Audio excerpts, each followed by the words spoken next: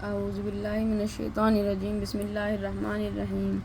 بری اولاد کے ثمرات۔ چنانچہ ایک واقعہ لکھا ہے، ایک آدمی کے یہاں اولاد نہیں تھی، وہ مکہ مکرمہ میں رہتا تھا، بڑی دعائیں مانگتا تھا۔ کسی نے اس سے کہا کہ مقام ابراہیم پر جا کر دعائیں مانگو، اللہ تعالیٰ تمہیں اولاد عطا فرما دیں گے۔ لیکن اس بیچارے کو یہ سمجھ نہیں تھی کہ میں نیک اولاد مانگنی ہے۔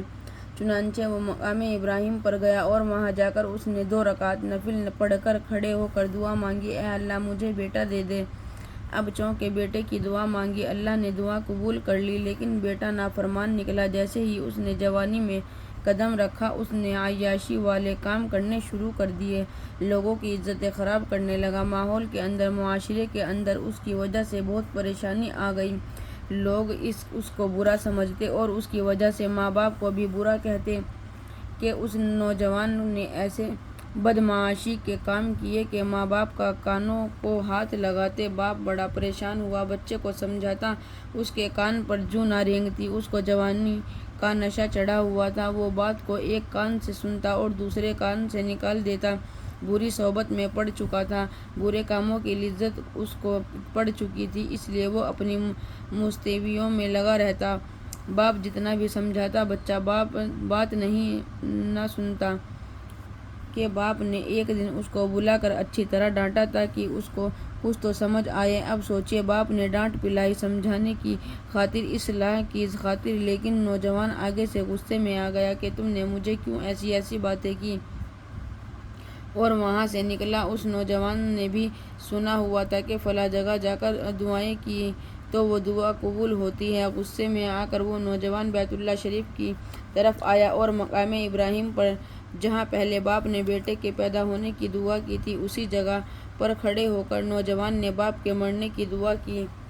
بری اولاد کا تو یہ حال ہوتا ہے، انسان کو پیار محبت سے پالتا ہے، مگر وہ بڑے ہو کر انسان کے دشمن بن جاتے ہیں۔ دنیا میں بھی ان کا یہی معاملہ، قیامت میں بھی یہی حال۔ قیامت کے دن نافرمان اولاد، بدکار اولاد کو جب کھڑا کیا جائے گا، مگر پوچھا جائے گا تم کیوں نافرمان بنے، تو وہ اپنا سارا بوجھ اپنے ماں باپ پر ڈال دیں گے، کہیں گے ربنا انا اطعنا سادتنا وکبراءنا، کہیں گے اے پروردگار ہم نے اپنے بڑوں کے، ماں باپ کی، اپنے امراء کی ہم نے تعمیل کی۔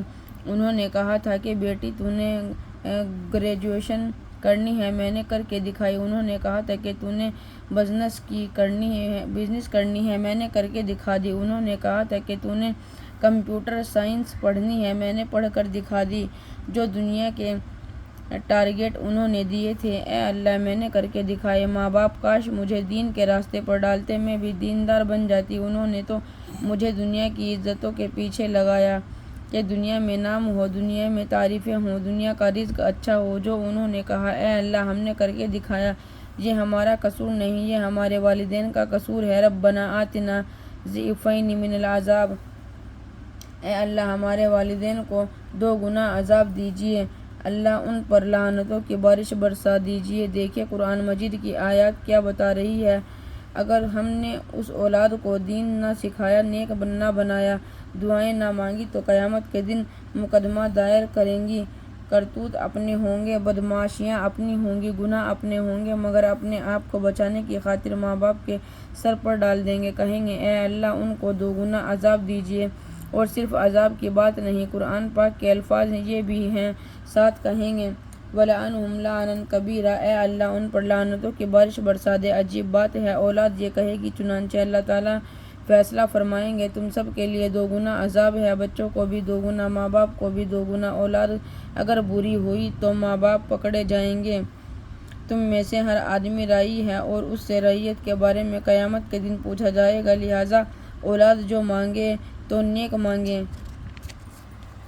اس لیے کہ وہ صدقہ جاریہ بنے گی، اور اگر یہ بری ہوئی تو انسان کے لیے وہ بال جان بن جائے گی۔ اس لیے بچوں کی تربیت دین اسلام میں ایک بہت اہم کام ہے، اس لیے باپ کو بھی فکر مند ہونا چاہیے، ماں کو بھی فکر مند ہونا چاہیے۔ والدین کی دعائیں کا اثرات۔ عام طور پر لوگ سمجھ لیتے ہیں کہ ماں باپ کی گود بچے کی پہلی درسگاہ ہوتی ہے، بلکہ یہ بات شریعت نے نہیں بتائی، بلکہ یہ بتایا کہ ماں کی گود میں آنے سے پہلے ہی بچے پر اثرات آنے شروع ہو جاتے ہیں۔ چنانچہ بچے کی پیدائش سے پہلے ہی ماں باپ کی دعائیں کا اثر ہوتا ہے، ماں باپ کی نیکیوں کا اثر ہوتا ہے۔ یہ اثر تو پہلے سے ہی شروع ہو جاتا ہے۔ سنیے، اسلام نے پہلے سے ہی نشاندہی کر دی۔ چنانچہ حضرت نعمان ایک بزرگ گزرے ہیں، انہوں نے اپنے بیٹے ثابت کو ایک مرتبہ حضرت علی رضی اللہ عنہ کی خدمت میں حاضر کر دیا اور کہا کہ اے امیر المومنین، میرے بیٹے کے اولاد نہیں، آپ اس کے لیے دعا فرما دیجیے۔ حضرت علی رضی اللہ عنہ نے دعا فرما دی، ثابت کو بیٹا ملا، اس نے اپنے والد کے نام پر اس کا نام نعمان رکھا۔ چنانچہ یہ بچہ نعمان بن ثابت بن نعمان جب بڑا ہوا تو یہ اپنے وقت کا امام اعظم ابو حنیف رحمۃ اللہ علیہ بنا، تو معلوم ہوا کہ ماں باپ نے دعائیں کرو اللہ والے کے ہاتھ اٹھ گئے، اللہ نے ان کو موتی جیسا بیٹا عطا فرما دیا، تو یہ اس وقت سے اثرات شروع ہو جاتے ہیں۔ چنانچہ ایک بزرگ گزرے ہیں، پہلی صدی جب مکمل ہوئی تو اس سے تقریباً 15-20 سال پہلے کی بات ہے، جس کا نام عبدالعزیز تھا، اور وہ ایک بزرگ کے پاس جاتے تھے جن کا نام ابو حازم تھا۔ بڑے اللہ والے تھے، یہ ان کی خدمت میں آتے جاتے، نیاز مندی سے بیٹھتے۔ چنانچہ ابو حازم نے ایک مرتبہ خوش ہو کر اپنی روٹی کا ایک خشک ٹکڑا بچا ہوا ان کو بھی دے دیا کہ یہ آپ لے لیں۔ اس نے اس کو تبرک سمجھا کہ یہ اللہ والے کا بچا ہوا کھانا ہے، ویسے ہی مومن کے کھانے میں شفا ہوتی ہے۔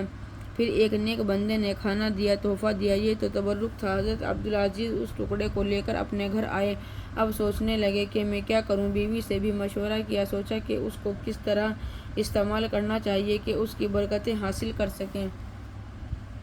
چنانچہ اس نے نیت کر لی کہ میں اس کے 3 ٹکڑے کرتا ہوں، روزانہ روزہ رکھوں گا اور میں روزانہ اس روٹی کے ٹکڑے سے افطار کروں گا، یہ اس کا بہترین استعمال ہے۔ چنانچہ یہ ادب تھا، دل کے اندر نیکی تھی۔ چنانچہ اس نے 3 روزے رکھے، پہلا روزہ پہلے ٹکڑے سے افطار کیا اور دوسرا روزہ دوسرے ٹکڑے سے افطار کیا اور تیسرا روزہ تیسرے ٹکڑے سے افطار کیا۔ اللہ کی شان، جب تیسرا روزہ مکمل ہوا تو رات کو میاں بیوی آپس میں اکٹھے ہوئے، اللہ نے اس رات میں اس کو برکت عطا فرما دی۔ ان کے ہاں ایک بیٹا ہوا جس کا نام انہوں نے عمر رکھا۔ یہ عمر جب جوان ہوا تو اللہ نے اس کو عمر بن عبدالعزیز بنا دیا۔ تو یہ اثرات ہوتے ہیں